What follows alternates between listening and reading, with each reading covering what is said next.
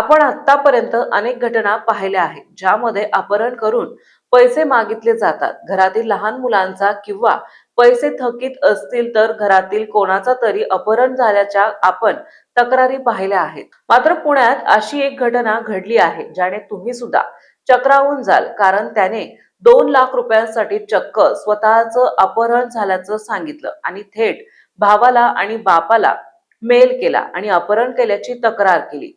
तुमचा मुलगा जर तुम्हाला जिवंत हवा असेल तर तुम्हाला 2 लाख रुपये द्यावे लागतील असा धमकीचा मेल त्याने केला आणि त्यानंतर तो उत्तर प्रदेशला निघून गेला.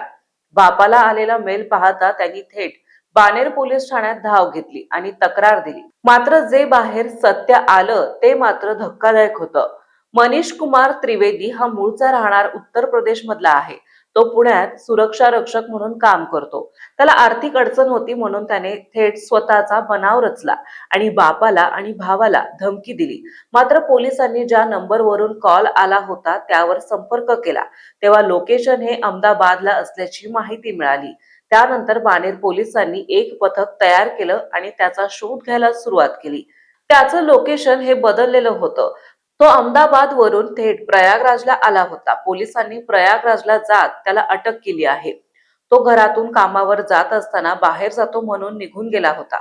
मात्र त्याने तुमचा मुलगा जिवंत हवा असेल तर 2 लाख रुपये द्या अशी थेट धमकी देत अपहरणाचा बनाव रचला. पुणे पोलिसांनी आता मनीषला अटक केली आहे. त्याने नक्की हे सगळं कशासाठी केलं याचा तपास पोलीस करीत आहेत. त्याला 2 लाख रुपयांची गरज का होती किंवा त्याने हे रचण्याचं कारण काय याचा शोध आता घेतला जात आहे. मनीषला उत्तर प्रदेशमधील प्रयागराज येथून अटक केली आहे.